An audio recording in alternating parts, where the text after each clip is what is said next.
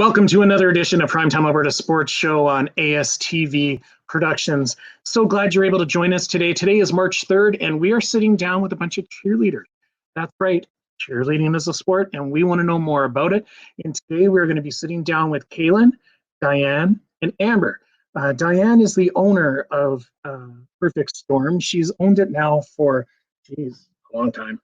I don't want to say because I don't want to age her, but we're going to join in. We're going to sit down with them. We're going to find out what it takes to be a cheerleader, how long you can be a cheerleader, and what it takes. So stay there. Let's talk to them.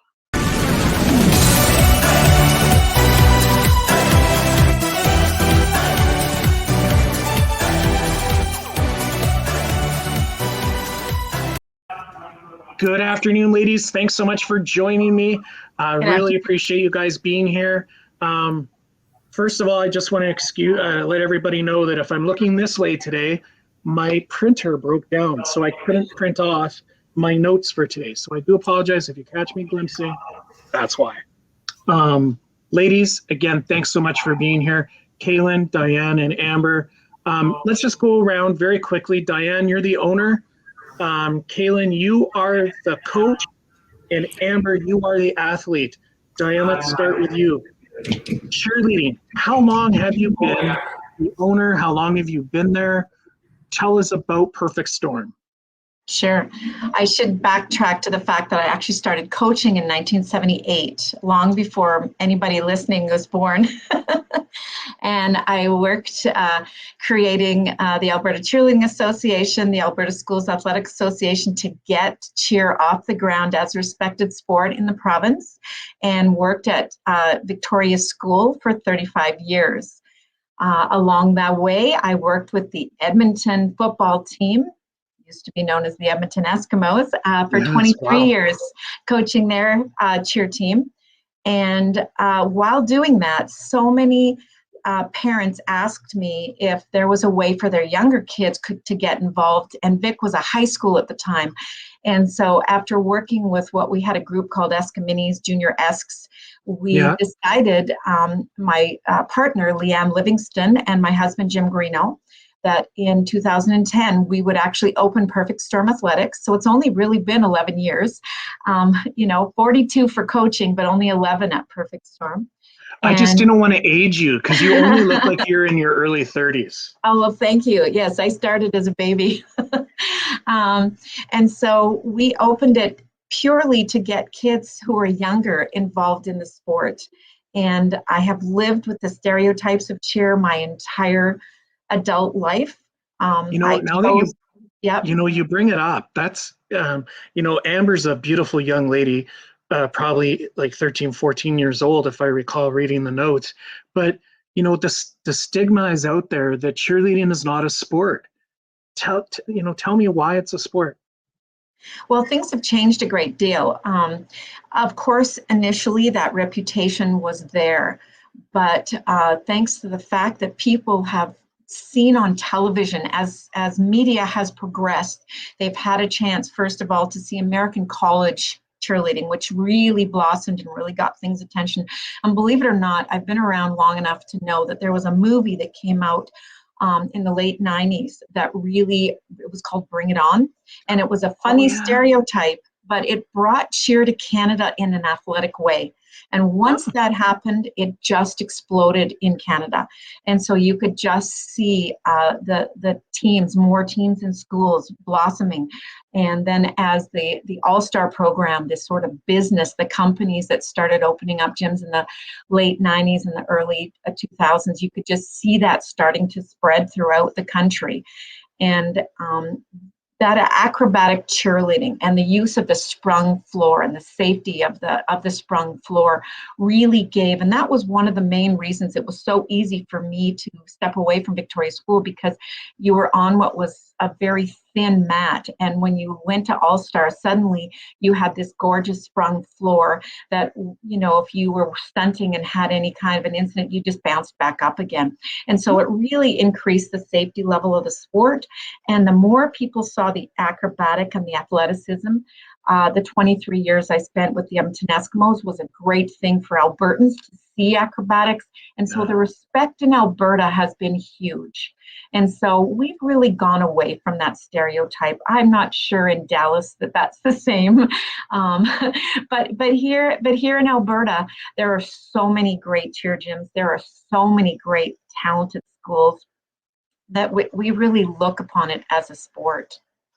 And, I'm shocked you didn't mention that you coached the Team Canada team back in 2012. Almost really you spearheaded cheer in Alberta. Am I correct in saying that?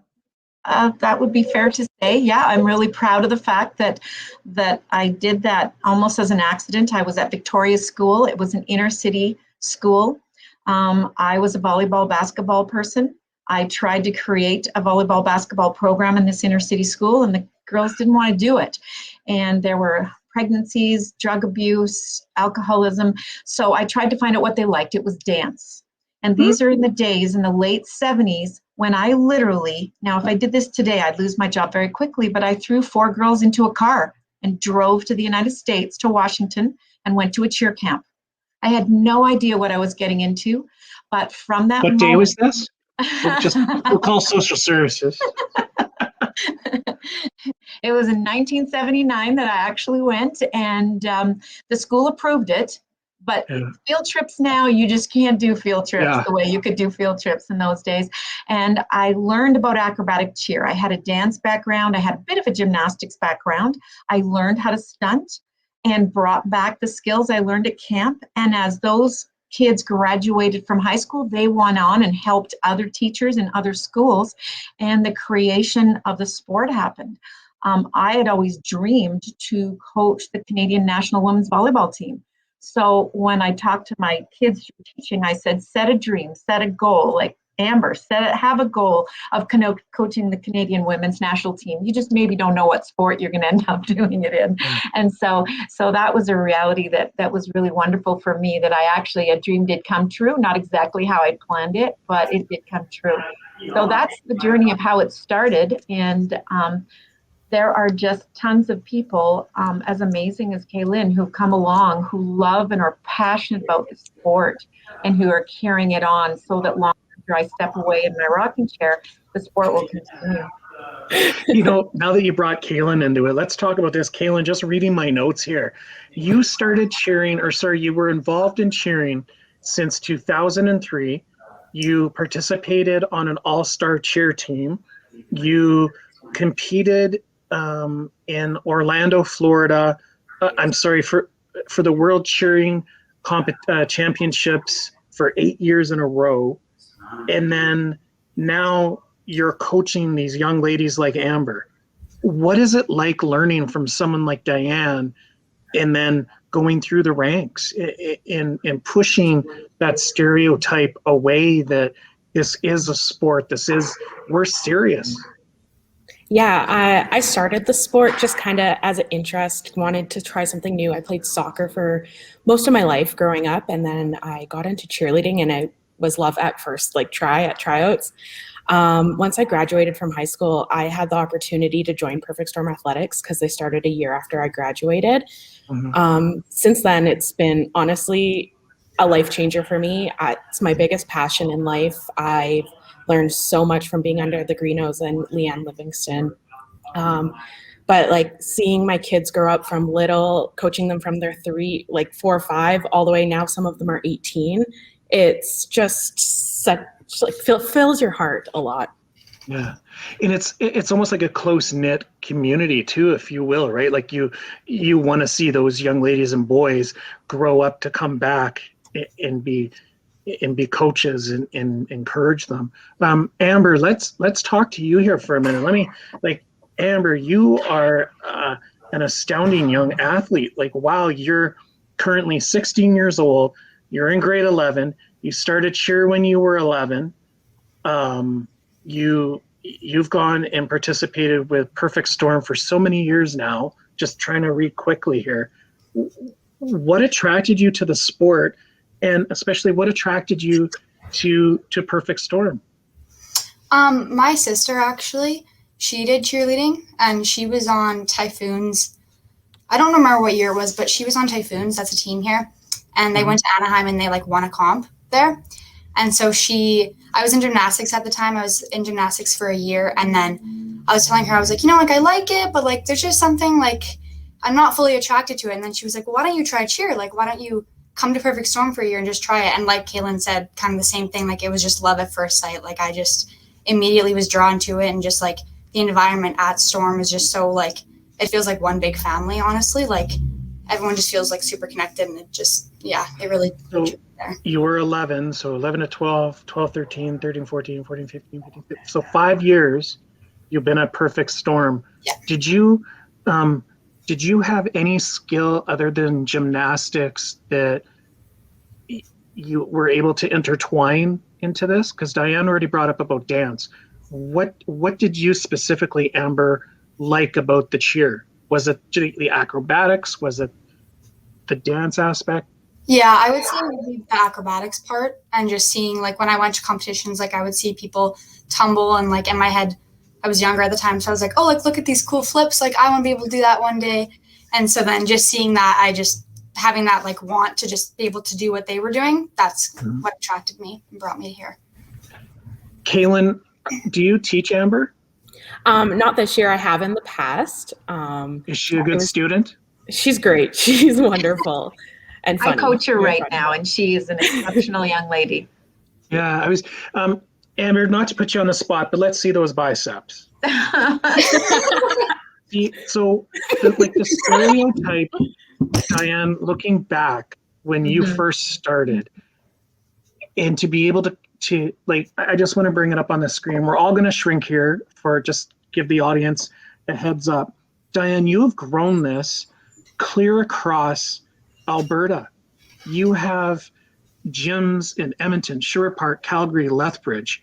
To be able to expand this to young ladies and boys like Amber, what's the perfect kid that would be attracted to this? Like, can I do it? Like, I'm in my early 30s, but who can do this? What do you have to have to do it?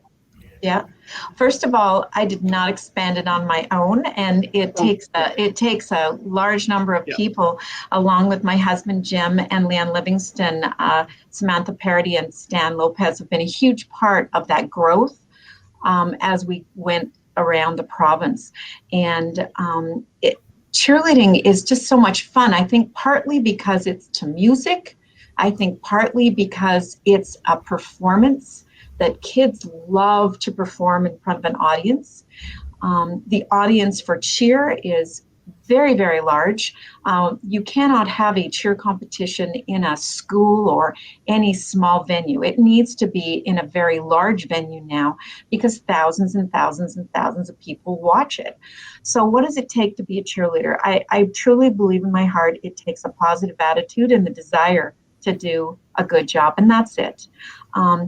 It is a sport, and the reason as an educator I was attracted to the sport of cheer was you need tiny girls to be flyers, and they can be flexible and Can you explain what a flyer is? Sure. The flyer the flyer is the one that goes up into the air and has to have a little bit of courage. And so each cheer has many different levels. So the height of which they travel in the air is really dependent on what level they want to stay at. And so if you're tiny and you want to cheer, this is the perfect sport, because if you have a little bit of courage, this is something fun for you to do. Tall girls, this is the perfect sport for someone who's tall, because you need what's called a back spot, who to me is the quarterback of the stunt group. And they're in charge. They call the plays. They are the safety net. They are the ones with the highest. They are reaching up to the top of the back of the legs in any grip and making sure that that flyer is safe. So now we have tall girls looked after. The bases, which usually there's 2 to 3 of them, doesn't matter what size they are, as long as they're the same size. As long as when they put their hands over their head, they match. That's the only way we pick bases, is we'll have them face each other and put their hands up in the air. And I could pick a whole team in about 10 seconds. Yep. And whoever matches you, you're in. And so then you start to train them. And the level they get to is purely based on their passion to excel. Amber came as a gymnast, but her desire to excel reached into stunting, and she started doing something she hadn't done before. She is not, a weightlifter, but she is on an elite team in our gym because she is passionate, she is hardworking, she is dedicated, she is committed, and she understands the concept of the number one word that's really in any sport, and that's technique. She understands the technique that's required to make this work. And so anybody can do it. We have parents team. I created an all dads team, which you would have loved, Andrew. It was absolutely, they were called the Weatherman and got picked up across the country as a huge hit because they did such an amazing job. But we have parents teams. We have 3 and 4-year-olds creating little programs. It just doesn't, we have a special needs group that we put together. We have so many, anyone can cheer. It's the most all-inclusive sport there is. And as an educator, as I said, it's the reason I gravitated towards it. And the number one reason, even more important than all that, is the life skills you learn from it. Yeah. Because it's a team sport. And just hang on one sec. Sorry, producer's talking to me. We got to take a quick commercial break. Hold on to those thoughts, everyone. We'll be right back.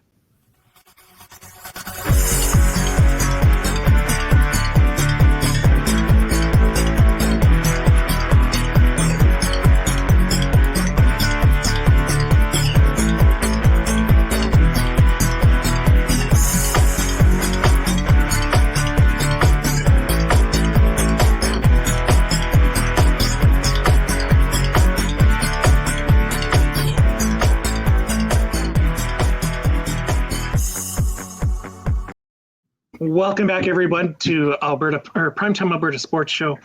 We're sitting down with a perfect storm. We have Amber, the muscle and the brains behind it. We have Kaylynn, the coach, and Mrs. G, the real brains behind it all. Before we went to commercial break, you were touching on the different aspects of the sport and that you guys were able to do 4 and 5-year-olds cater to Special Olympics. Cater to dads, and moms. Kaylynn, what's it like coaching the kids and the parents? Have you been able to do that too, or have you just been coaching the kids? What's it like?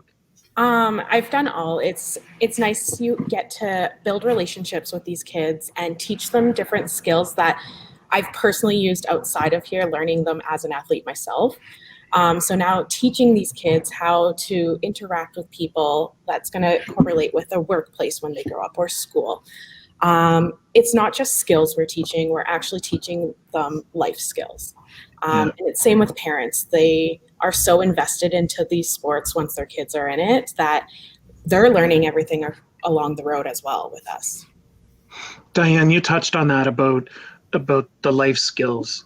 Do you want to touch on that a little bit more? Kaylynn's nailed it too. Yeah. What type of life skills would someone like Amber be learning? Obviously, the competition, winning and losing, having to deal with different personalities. But what other life skills are they learning in really the community of cheer? Yep. First of all, you either win or you learn. Nobody ever loses. You either win or you learn. And as far as life skills, the values, we have them on the wall of our gym as a constant reminder.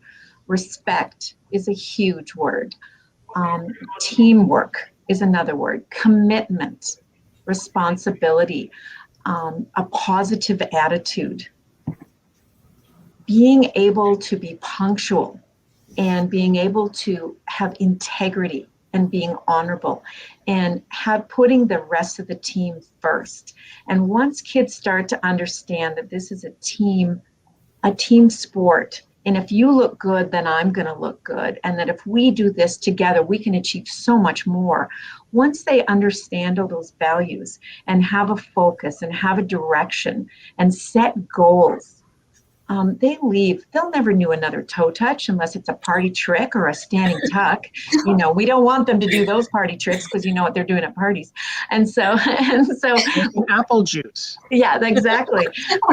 And so besides a party trick, they won't do that, but they will leave with an arsenal filled with skills that they can carry on. And I'm sure Amber can attest to it, of the number of things with cooperation and leadership.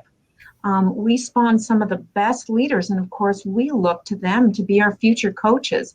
All of the coaches that we have in our gym have come through the cheer program, and they love cheer with a passion, and we have seen leadership skills in them right from the beginning. And so those are skills that you can use for the rest of your life. And again, as an educator, that's the most important thing, is leaving them with skills. Amber, what do you have to say about that? Is that true? Everything yeah. What have you learned from being an athlete at Perfect Storm? I think one of the biggest things that I've learned being at Storm is like the importance of teamwork. And that's just because before I did cheerleading, I did bike racing for like 7 years. Yeah, and that is all like an individual thing. And so when I came to Storm, that idea of like teamwork, and I used to like, when I was doing BMX, that's what it's called. When I did that, if I ever would have like a bad race, or if it was just like it was just like an off day, I would always put it on myself. But then when I came to Storm and I was part of like a team, if I had an off day, I was surrounded by people who could kind of help me and like lift me up. And so I think definitely one of the biggest things would be teamwork and respect. And what would you say, Amber, is the biggest group activity that you guys participate in as a group? Like I can't recall, sorry, the team you're on currently, but what's the biggest asset that you bring to them as a group? What do you mean? Like, sorry. No, that's okay. So, like we've talked about how it's teamwork, and there's different assets. There's flyers, there's catchers, there's the coaches are helping and pushing you guys to get stronger and better. So what assets do the group help you guys build?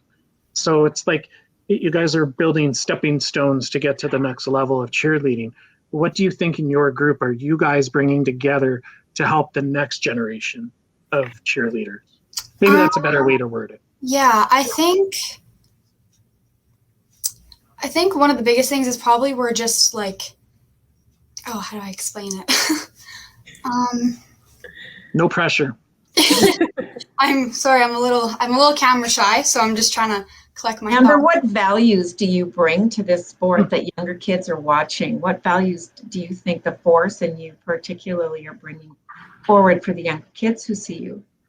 I think on force, one of the big things that we kind of talk about is like respect, and just like always making sure that we're being like respectful to like each other and to, like, to our coaches and stuff. And so I think that when younger athletes come into the gym and they watch like my team or just like other teams, when they watch us, they can see that we're all trying to like work together and like we're being respectful to each other. And I think that's something they can all kind of like learn and take from us. That actually brings me to my next question, but we got to take a quick commercial break. When we come back, I want to understand the team levels, etc. So when we come back, let's chat about that, ladies. Thanks so much. We'll be right back.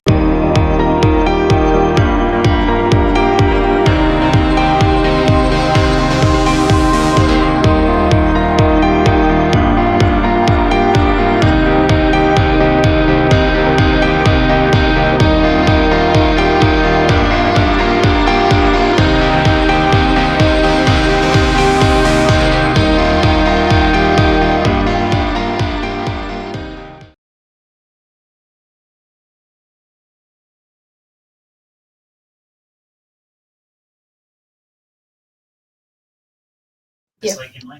Hi, everyone. Welcome back to Alberta Primetime Show. Hopefully you're enjoying today's show. We're talking about cheerleading, just the stigmas and the process and the way that it's evolved throughout the many years. Dianne, just before we went to commercial break, I do apologize, Amber. I was trying to think ahead and words were but Dianne was able to help us out. That's what I needed. I wanted to hear that from you, basically what you're able to help the younger kids see. Either Kaylynn or Dianne, do one of you want to answer what levels there are and how the girls compete? Like if I'm a 14-year-old boy or a 16-year-old boy, where would I fit in? Who wants to hit on that? Kaylynn, you give it a go. Okay, yeah. So the nice thing about cheerleading, and it's what I loved, is there's a spot for everyone. Normally, if you're coming in with no experience, we kind of look at your tumbling and stuff like that. But also, if you have that passion, you could go from any level. We have levels from level 1 to 7. And you gradually grow up. That does your tumbling skills, your stunting skills. But if you're new to the sport, we normally start you on a level 1-2 team to get those basics under your belt, because no matter what level you are, you need those beginner level basics to grow and be on a level 7 team. So what is Amber? Is Amber a level 6, 7? 4. Level 4. Okay. So then at Perfect Storm, where are the kids? Like we had, so the way you just explained it, Kaylynn, you can be any age and be part of any one of the groups. What is the top? What's number 7? Do we have a number 7 at Perfect Storm currently? You decide that each year based on the athletes that you have. And okay. The athletes, when they get to that level, are a part of a Worlds program. And so you take a look at the kids that you have, and these athletes are aged 14 or 15 to 30 years of age. And you look and see, you look at the score sheet and you say, okay, with this group, for example, there is now what's called a non-tumbling section. And so we might take a look at a group of 30 girls and say, you know what, these guys are really good stunters. We have some wonderful flyers, some great bases, some super back spots, and they don't tumble a lot. And so we are going to put them in a non-tumbling division, and that could be level 6 or level 7. And the detail of one versus the other has to do a lot with rotation, and it's a lot of detail to get into with you. So we would select 6 and 7 are pretty much, they're not the same, but they're of the same caliber. And so you can decide if you want non-tumbling or if you want to have a tumbling team. Now, to do level 5 and 6, you need to have a full twisting layout to be on a tumbling team. And this is a very difficult skill. And so that's why, for example, the team Amber is on is a feeder program to our Worlds program. And as they progress through this year, I mean, before COVID, the plan was to have them all competing full twisting layouts by the end of the year. Well, when you're shut down for a considerable part of the year, we've set back our athletes a long time. But the important thing is the doors are open a little bit, and that we're able to do some private tumbling and get these kids going, and so they can feel that being back in the gym. But none of it really matters except for the fact that all the Ambers of the world are actually doing something they love to do again.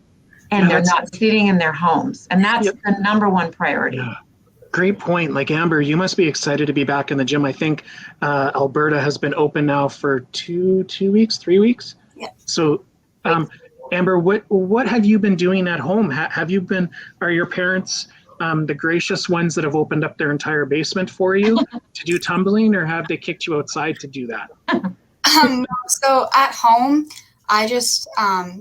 I've kind of just been doing like workouts every single day, and like I've picked certain parts of my body that will help target different like skills that I'm going to be doing at the gym. Mm-hmm. And then luckily 2 or 3 weeks ago, we were given the opportunity to come back into Storm to do private lessons. So I've been doing those 2 to 3 times a week. Nice. Yeah. Kaylynn, you must be excited too, being able to come back to the gym and see all the girls like Amber with their smiling face. Well, can't really see their smiley faces because we've all been wearing masks still. But you can basically, like, Amber looks really happy. Even when she came in earlier with her mask on, just her eyes were like, yes, like, I'm back. So Kaylynn, this must be exciting for you to be able to get these girls one-on-one and be able to help them and hopefully shove them forward to get back to where they should be. Yeah, no, it's great to see them, just their joy walking back into the building. For the coaches and the athletes, it's been just such a happy thing to be back. We get to interact with our athletes and help them work on those skills and stuff. I know with COVID and stuff, a lot of them have been challenged with mental health and stuff now because being stuck at home. So just giving them that light of being back into the building has been wonders for these athletes. Amber, just touching on that, the mental aspect, Yeah. Obviously, you're probably chill now. You're back. You've been able to see some of your friends. You've been able to go back to school. How was it during the lockdown? Were you doing okay? Were you all right? Were you one of the girls that was able to reach out to some of your teammates and give them the speech and tell them you're doing all right, take care and everything? Yeah, it definitely, like when it first hit, it was a struggle, and it was kind of a hard thing to go through because cheerleading has become such a big and like prominent thing in my life. So just to have it all taken away, like just at once, and to not be able to go into the gym at all, that was definitely a really hard thing to go through. And I think one of the things that just kind of kept me motivated was just thinking about the future and just hoping that we could like get back into the gym. So I would just try to like keep like working out and stuff at first. But when it first hit, I wasn't, like, being totally honest, I wasn't really doing anything because I was just so like upset and just like bummed out about everything. But then I just found that motivation to kind of work out and keep myself up. Mm-hmm. But yeah. Ladies, we got to take another quick commercial break. Just hang in there for me. We'll be right back with some more information about the Perfect Storm.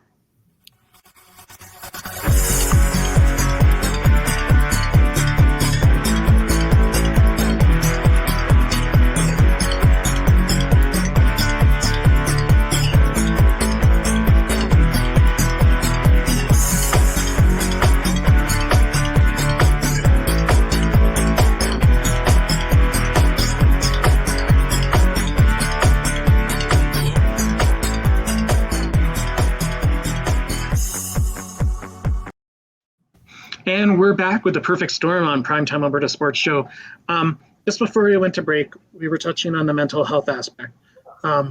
Obviously, as coaches, Kaylynn, were you guys able to reach out to any of your athletes, like either by group chats or FaceTime or anything like that, to offer them support during really the year that we've all been sitting at home?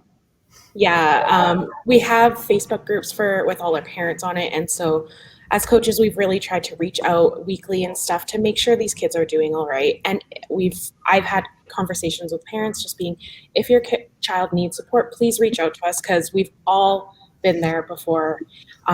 We've luckily been able to do virtual practices during this time, so we still get to engage with our kids and they get to stay active, but we try to throw some themes in or some games just to keep it more light and fun and keep them interacted.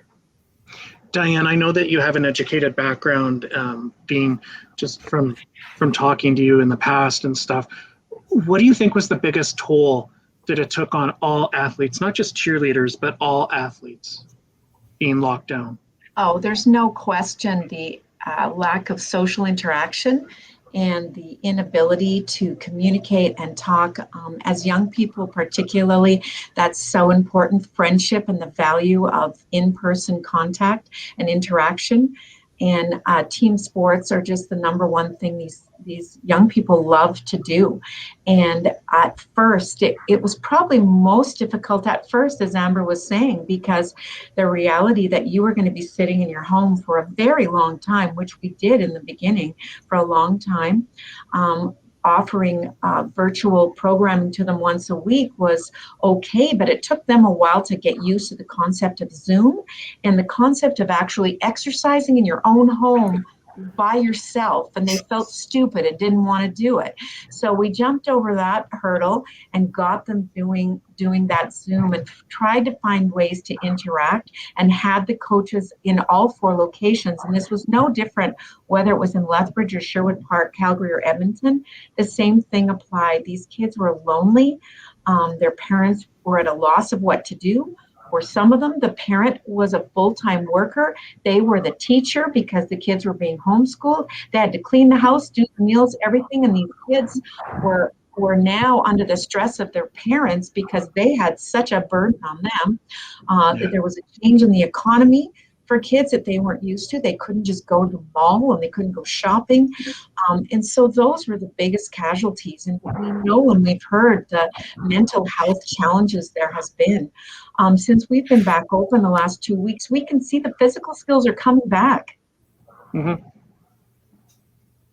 They're coming back, but I have questions about how the mental health will return and how much damage has been done from this very unfortunate situation. Yeah, you guys aren't the only sport that we've talked to across Canada that is feeling that. Now let's go to the happy side of things.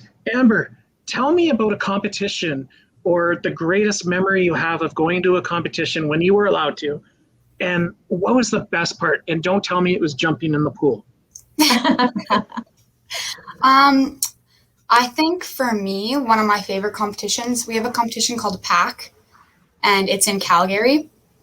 And so last year when I went, I was on a summit team. Ooh, and cool. so one of my greatest things I think was going to PAC and just competing and then winning that bid to go to summit. That was probably one of the best feelings that I've had so far. And what was the best part of being at the competition? Like, what did you meet any of your celebrity friends or anyone like that? or was it jumping in the pool? I haven't met anyone. Unfortunately, I know a bunch of my friends have, but I haven't. I think for me, one of my favorite things about the competition is honestly just like the feeling that you get when you first step onto the comp floor and like the lights that are on you and you just hear the crowd going and like all that hard work that you've done, like you're finally ready to like show it to everyone. I think that's one of my favorite feelings about comps. And Amber, how long does it typically take someone like Kaylynn to teach you girls a great, I don't know what it would be called, but a routine? Like, how long does it typically take to learn a strong routine? It takes a few months for sure, just to like really get it like down pat, right to where you want it to be. It definitely takes a while to get it perfect and like where you want it. And are you a flyer? No, I'm a back squat. Oh, Yeah. She's one of the girls. That's right. Andrew, one thing I have to tell you is that 40 years of doing this, when kids look back on it after they're finished and long gone, they never, when you run into them in the shopping mall or they phone you or send you a note or get their kids involved and come back and make me feel really old because their kids are all grown up. The thing they remember the most has nothing to do with the competition. They don't remember. They don't remember if they won. They don't remember if they learned. They don't remember anything except for a moment of laughter. Do you remember when we were in Anaheim and this happened on the street corner? Do you remember when we were here and so-and-so got the chicken pox? Like, you just get these moments. They just remember the joy of being together. And for youth, that's the most important thing. I mean, it's great that some will get the opportunity to compete at a very high level like Team Canada, but it's so few. And it's exciting that the future of cheer may possibly have cheerleading as an Olympic sport. But we all know, like the NHL, the bulk of these athletes are not going that way. And so the joy of the experience is the most important, number one thing. And that's what's going to keep them in the sport anyway. So that's what they'll remember in the end. Yeah, well, I'm shocked she actually didn't say jumping in the pool in Calgary. Because like I've coached soccer, I've coached hockey, and I have a daughter myself, and they don't remember the game. They don't remember the gold medal game. They just remember, like you said, somebody getting chickenpox or going up and down in the elevator, running away from the security guard, or knocking on the door and running away. So it's obviously cheer is a sport. Everyone, it's just the same thing that's out there as everyone else, and it obviously hit you guys just as hard as everyone else during COVID. Kaylynn, as a coach, what do you feel is your strongest asset that you can bring and help these young ladies with? Like, is it your knowledge? Is it just your experience? What is it that really pushes you to be the best coach you are? I think, knowledge obviously, but really just being a role model to these kids is a big thing that keeps me driven to keep my knowledge up, keep current in the sport. The interactions with the kids, that's my biggest passion. Seeing a smile on their face puts a smile on mine. And Dianne, how I don't know how to ask this, but how many years can you be a cheerleader? Like until Amber's 16, can she go till she's 40? Of course, and there are athletes in this sport who have been competitive and been on world's teams until they were 35 or 40. Of course, those are exceptions, and again, it's like any other sport. But we do have a parents' team where there was a 63-year-old and two 55-year-olds and three 56-year-olds all on this team, and they performed at a competition. They didn't compete, but they performed, and you'd think they were going into the Olympics. They were so ready for this and so proud, and it's a sport for all ages. And it's something you can do your entire life. And again, as an educator, that's another great thing. If we want to be fit for life, this is a sport that provides fitness for life. Whether you come into an open gym at the age of 1, walking with your mom chasing you down the little tumble track, and you get to bounce on a trampoline and start to feel body balance and awareness and get to understand the space around you, that's something you're doing as a toddler, all the way through to the 63-year-old who is doing stunts. And you could keep doing that as long as you can maintain fitness, because there's different levels you can participate. You can just be involved in the motions or the dance. You don't need to be doing the tumbling all the time. Tumbling is really becoming periphery for some of it. Stunting is such a big part of cheer these days. And so it's all ages can do some level. And remember, the stunts start very low. And so you can literally just have one foot lifted off the ground, bouncing on someone's back and or holding it while they're on the ground on their knee. And that's a basic stunt. Not everybody has to have 1 foot over their head with one hand holding it. That's very elite. And there's something. That sounds like it hurts. just saying. Yeah. I'm out. Amber, who's your favorite coach there at Perfect Storm, and why? Oh, I don't think I can pick a favorite coach. I've had so many coaches, and I think every coach they all bring a different aspect, and they bring a different teaching style, and they all just teach you they teach you different things you're going to need to know for cheer, but they just teach you so many different things that you're going to carry into the rest of your life. And I just think every coach brings that. So I don't think I could pick a favorite. You're so lucky you said that. She was getting ready to come get you. Don't get yourself in trouble, Amber. We'll be right back after this commercial break, guys. Hey.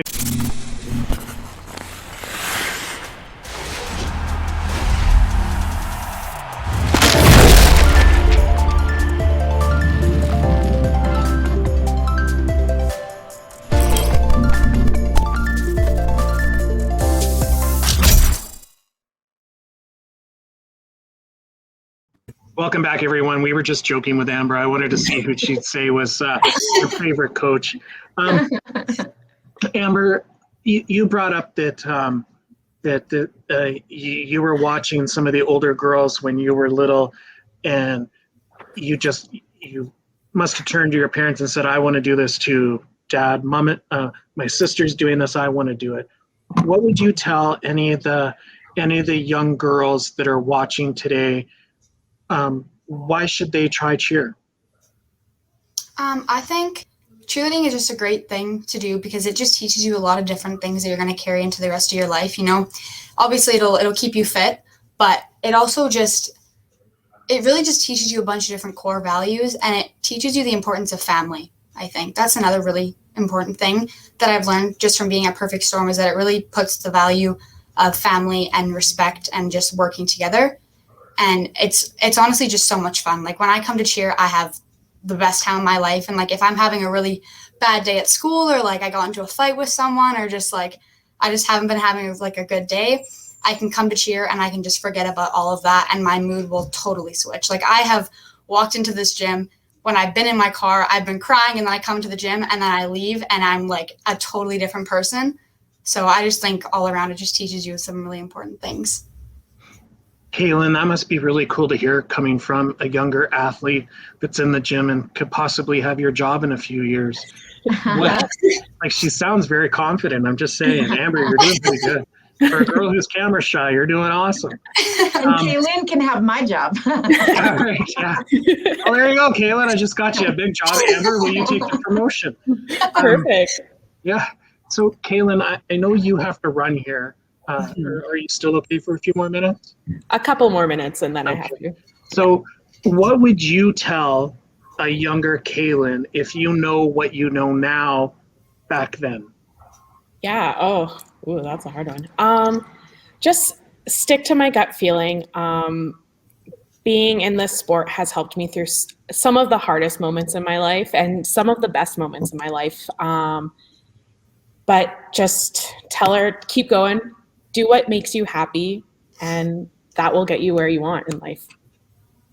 Dianne, you must be not just proud of these two, but you must be proud of all of your staff and especially you've mentioned their names a few times, but the other groups and the other people that have helped you. But this really is a family, and it really is an athletic sport. What is your goal in 5 years from now? Where do you want to see this business? I'll be in a rocking chair somewhere. The goal is simply to continue to offer a safe place for young people, a haven for them to come and enjoy themselves. And as long as that's what we're providing and giving them a chance to learn the values that we spoke about throughout this entire show, if that is there for them and they learn some skills along the way, and if some parents develop friendships, and you know this from other sports, parents have developed friendships with each other that will last them the rest of their life. And I love, as a older person, to watch through the years and see the connections that have maintained through all the years. And I love watching the young girls get married, and I see their cheerleading stunt group as their bridesmaids. It just touches my heart, knowing that we've provided an outlet for these young people to connect for life, to learn values for life, and to just really have joy in a world where there's lots of challenges, and never before have we had challenges quite like these last year. And if we can help fight our way through that, something that's just happened in the last 2 weeks is parents came and said to me, my daughter didn't want to cheer anymore. She was sick of Zoom. She hates life. She's lethargic. She has no desire to move. She walked in the door one time, felt the feeling of family from the coaches, the music, the excitement, and she's back. So thank you for bringing my daughter back to me. And I mean, you can't imagine the feeling that gives you, that you're able to help. And as long as we can help, there are no other goals besides that. Oh, that was well said. Well said. Dianne, if I'm a young man or a young girl out there, where should I send my parents to get more information? Should we go to your website? Where should we go? Absolutely. I mean, it depends where they live, and there are so many incredible cheer gyms throughout this country. But if you are in Alberta, in Edmonton, Sherwood Park, Calgary, or Lethbridge, please feel free to go to our website. We've started for March a 4-week program that's kind of like a checkout cheer. You can come in for 4 weeks for 50 minutes a class, 9 people max, according to Alberta Health, and we'll teach you the basics. And so that throughout March and likely April, depending on how the rules stand for April, we'll continue this with our athletes, and then in June provide a whole bunch of clinics and camps and classes for them throughout May. And in June we'll select teams for the next season. And remember, with cheer, there's 3 streams. The All-Star stream runs twice a week. The prep stream runs once a week from September to March, and recreation just goes for 2 or 3 months, and it's a very modest investment and something for kids to just have some fun doing it and still be around family. So those are the options, and they're all right there on the website for you to go at www.perfectstormathletics.com. That's awesome. Thanks so much, ladies, for your time. I really appreciate it. Please, if you don't mind, if you guys could all stay there, I'd appreciate it. Thanks, everyone, for joining us today on Primetime Alberta Sports Show. Hope you enjoyed this. If you do want more information, like Dianne said, please hit up perfectstormathletics.com. And from there, it'll take you to the different aspects of business, Edmonton, Sherwood Park, Calgary, and Lethbridge. Thanks so much, everyone. Have a great night.